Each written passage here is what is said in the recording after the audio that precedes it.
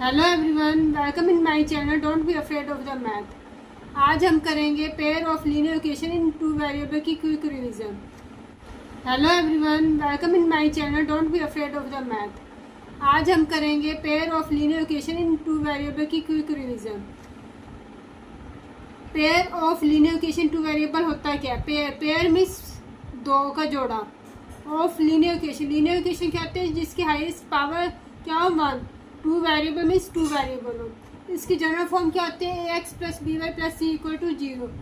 Pair means हमें दो equation दिए होंगे। हमने 1x plus B 1y plus C 1 equal to 0, 2x plus B 2y plus C 2 equal to 0। First equation है तो हमने इसको डिनोट कर दिया 1 से, और सेकंड इक्वेशन को हमने किससे डिनोट कर दिया? 2 से। हमें टू इक्वेशंस दी होंगी 1 and 2, where x and y क्या है? वेरिएबल। a and b are the coefficients, c is constant. हमें क्या कर लीनियर इक्वेशन, इसकी हाईएस्ट पावर कितनी है? 1। तो लीनियर इक्वेशन हो गया two variable means x and y two variables हैं। अब पेयर ऑफ लीनियर इक्वेशन को सॉल्व करने के हमारे पास कितने मेथड होते हैं? 3 methods. Pair of linear equation in two variable. एक तो मेथड है ग्राफिकली मेथड, सेकेंड है सब्स्टिट्यूशन मेथड एंड थर्ड है elimination method. First graphically method. Linear equation से क्या बनता है? Straight line. अब हमारे पास पेयर ऑफ लीनियर इक्वेशन दिया हुआ है मीन्स टू लीनियर इक्वेशन दी हुई है। Two linear equation means two straight lines. इसके 3 केस हो सकते हैं। ये 3 तरीके से हमारे पास आ सकती हैं। एक फर्स्ट इस तरह से हमारे पास ये एक दूसरे को इंटरसेक्ट कर रही है तो उसको क्या बोलते हैं? Intersecting line. इसमें कितने सोल्यूशन है? 1 सोल्यूशन। जिस पॉइंट पर ये इंटरसेक्ट कर रही हैं वो हमारा क्या हो जाता है? सोल्यूशन। तो 1 पॉइंट पर इंटरसेक्ट कर रही हैं, 1 पॉइंट हमारे पास इन दोनों लाइन का कॉमन पॉइंट है तो इसको क्या बोलेंगे? Only 1 solution. अगर हम इसको ग्राफ बनाकर नहीं देखना चाहते तो हमारे पास एक सेकंड मेथड क्या होता है? टू स्ट्रेट लाइन की कोफिशिएंट को कंपेयर करना। मीन्स कोफिशिएंट ऑफ एक्स का रेशो, कोफिशिएंट ऑफ वाई का रेशो हमारे पास सेम नहीं है तो हम क्या कहेंगे? ये इंटरसेक्टिंग लाइन्स है।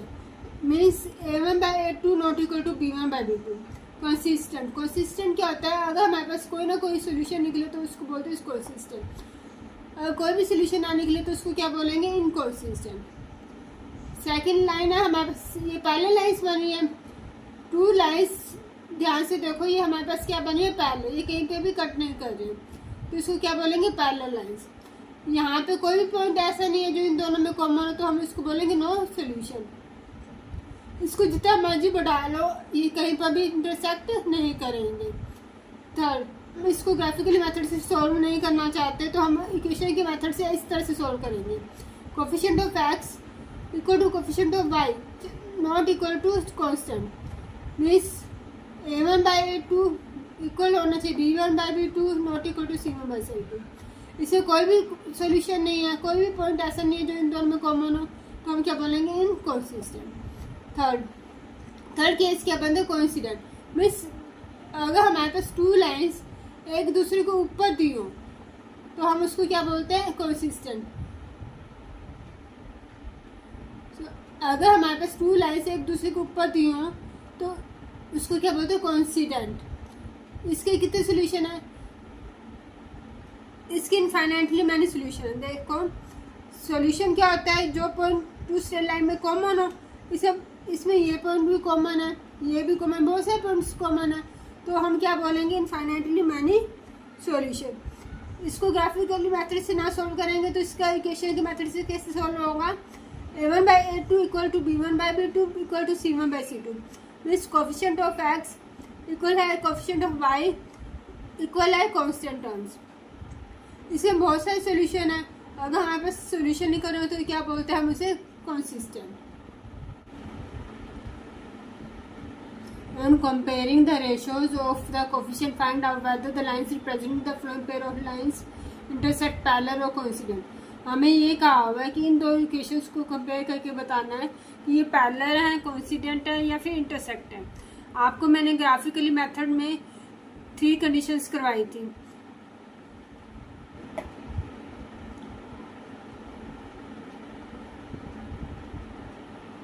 कंडीशंस मैंने आपको ग्राफिकली मेथड में 3 कंडीशन करवाई थी कि A1/A2 not equal to B1/B2 आ जाए तो intersecting lines A1/A2 equal to B1/B2 not equal to C1/C2 आए तो क्या होता है parallel lines. A1/A2 equal to B1/B2 equal to C1/C2 आ जाए तो क्या होता है कोइंसिडेंट। अब इसमें देखो A1 क्या होता है coefficient of x A1/A2 not equal to B1/B2 5/6 6/5 equal नहीं है।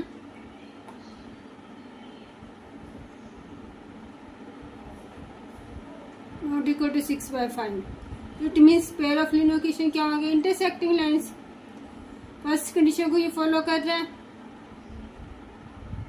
Intersecting lines. हमारे से यही पूछा गया था कि बताओ कि सॉल्यूशन कैसे है। First sum is complete. Find now question number second find the values of k for which each of the following system equation has no solution. 8x + 5y = 9 kx + 10y = 15। हमें क्या कहा no solution. No solution means A1/A2 equal to B1/B2 not equal to C1/C2।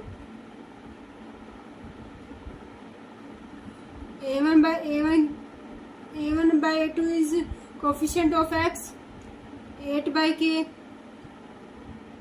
equal to coefficient of y B1/B2 is coefficient of y not equal to C1/C2 constant term। now cross multiply करते हैं 8 × 10 5 ×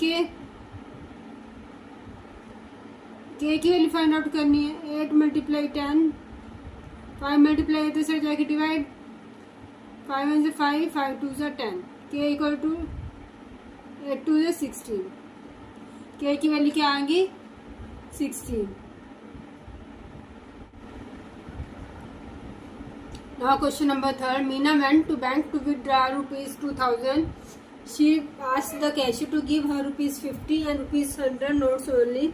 Meena got 25 notes in all. Find how many notes of ₹50 and ₹100।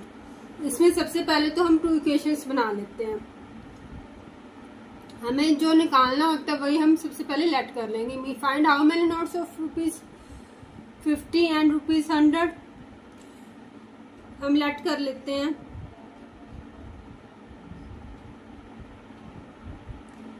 Late 50 rupees note go to x। Let 100 rupees note y। हमने let कर लिया कि 50 rupees के note है x, 100 rupees के note है y। और हमें क्या कहा कि टोटल नोट्स कितने हैं 25 मीन्स x + y = 25।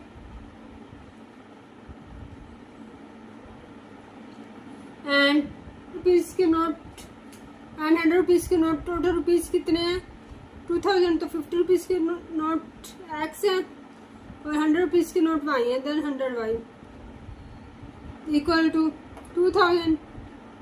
हम कॉमन ले सकते 50x + 100y = 2000। ये फर्स्ट इक्वेशन बन गई। 50 कॉमन ले सकते हैं x + 2y = 2000। 50 इस अदर साइड जाके डिवाइड में हो जाएगा 50 0 से 0 कैंसिल 40 आ जाएगा। Means x + 2y = 40। ये सेकेंड इक्वेशन। हमारे पास 2 इक्वेशंस बन गई। देखो स्टूडेंट्स हमारे पास इस सम को सॉल्व करने के 3 मेथड्स दिए हुए हैं। Graphically, substitution and elimination. तीनों में इक्वेशन तो सेम मेथड है बनाने का, बट जो आगे graphically method, substitution method and elimination method change है। तो मैं ये तीनों मेथड करवा रही हूँ 1 बाय 1।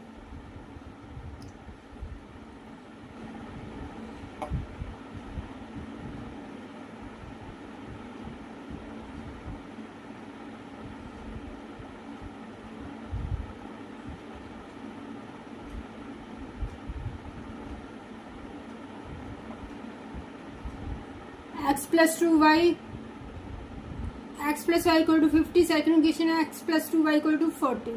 सबसे पहले मैं कर रही हूँ ग्राफिकली मेथड। ग्राफिकली मेथड के लिए हमें क्या निकालना है, तो इसका सोल्यूशन फर्स्टली फर्स्ट लाइन को सोल्व करते हैं। x plus Y equal to 25, हमने इसका सोल्यूशन निकालना है। If x equal to 10 then y 25 plus का x उधर से जाके माइनस का x, 15 आ गया। सेकेंड इक्वेशन क्या है, if x equal to 15 then y 25 minus plus का x उधर से जाके माइनस का x हो गया। 25 माइनस 15 इक्वल टू 10। हमारे पास फर्स्ट लाइन की इक्वेशन सॉल्यूशन बन गया। एक्स वाई, एक्स की 10 तो वाई की 15, एक्स की 15 तो वाई की 10। हमने फर्स्ट लाइन की इक्वेशन निकाल ली, अब सेकंड लाइन की निकाल दें। X plus 2y equal to 40 if x equal to 10 then y for 2y y equal to 40 minus का 10 हो जाएगा। y की वैल्यू क्या आ जाएगी 15। If x equal to 20 then 2y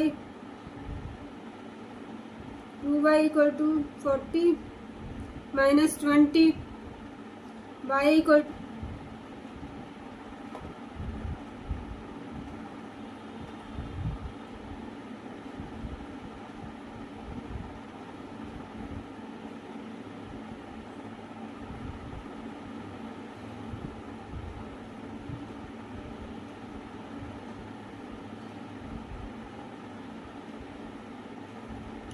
अब हमने क्या बनाना है ग्राफ।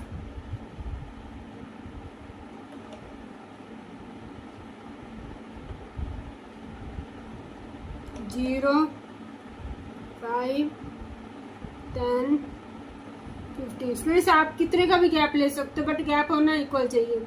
आप 2 का या 1 का कितने का भी ले सकते हैं, बस ध्यान ये रखना है कि आपका गैप होना इक्वल चाहिए।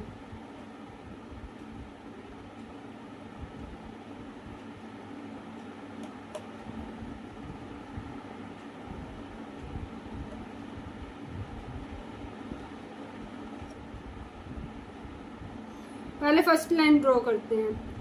x की 10 y की 15, x axis this one, x axis x dash y dash, x की 10 कहाँ पर, यहाँ पर, y की 15 यहाँ पर। नाउ x की 15 y का 10, x की लाइन है 15 y का 10।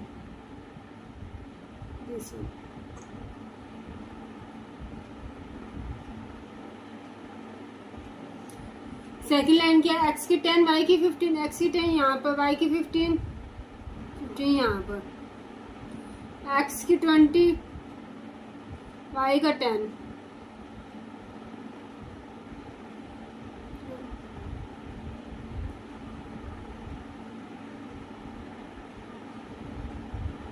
अब इन दोनों लाइनों ने हमारे कहाँ पर इंटरसेक्ट किया, इन दोनों लाइनों का कॉमन पॉइंट क्या है, x की 10 y की 15। तो जो कॉमन पॉइंट है वही हमारा क्या आ गया आंसर।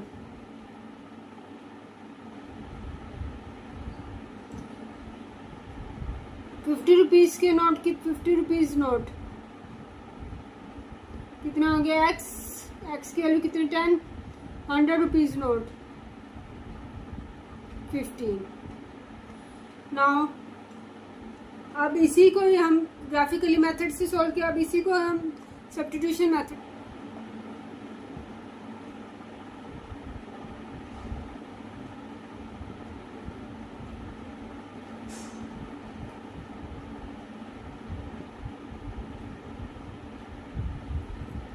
नाउ इसको अब हम सॉल्व करते हैं सब्स्टिट्यूशन मेथड से। फर्स्ट इक्वेशन है हमारे पास x plus y 25, x plus 2y equal to 40। Equation first, x plus Y equal to 25। हमने किसी एक की वैल्यू निकाल लेनी है, x या y की। मैंने y की वैल्यू निकाली 25 प्लस का x है तो साइड जाके माइनस का x। पहले हमने फर्स्ट इक्वेशन लिया था, अब हम ले लेंगे second equation. Put in equation side, first equation से निकाला तो पुट करेंगे हम सेकेंड इक्वेशन में। x plus 2y equal to 40 है,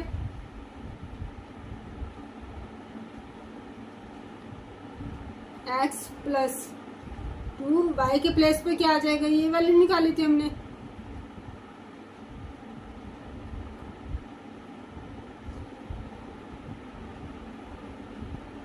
x plus 2 multiply 25 50 minus 2x equal to 40। Now digit one side and variable one side, plus का 50 other side जाके minus का 50, minus 2x plus x minus का x minus का 10, minus से minus cancel, x की value आ गई हमारे पास 10।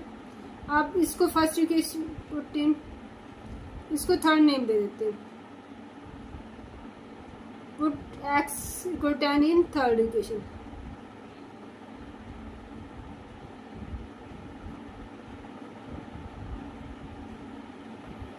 y इक्वल टू 25 माइनस का 10, y इक्वल टू 25 माइनस 10 कितना होंगे 15। अब x की वैल्यू आ गई 10, y की वैल्यू क्या आ गई 15। रुपीज 50 नोट 10 रुपीज 100 नोट कितने आ गए 50। ये हमारा हो गया सब्स्टिट्यूशन मेथड। अब हम इसी सम को किस मेथड से सॉल्व, इसमें क्या होता है फर्स्ट इक्वेशन एलिमिनेशन मेथड में फर्स्ट इक्वेशन को सेकंड इक्वेशन के फर्स्ट डिजिट से और सेकंड को फर्स्ट इक्वेशन के फर्स्ट डिजिट से मल्टीप्लाई करते हैं ताकि हमारे पास ये दोनों सेम हो जाए। बट इसमें ऑलरेडी सेम है तो हमें मल्टीप्लाई करने की जरूरत नहीं है, सीधा सब्ट्रैक्टिंग कर by subtracting.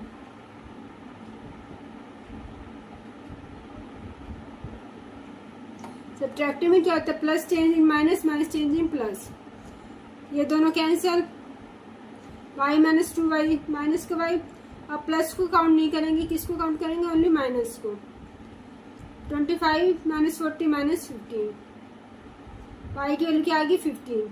Now put in equation first,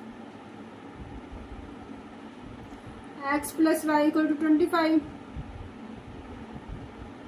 x plus का y 15 इक्वल 25, 25 प्लस का 15 अदर साइड जाके माइनस का 15, 25 माइनस 15 कितना हो गया 10। Now 100 rupees note 50 rupees note,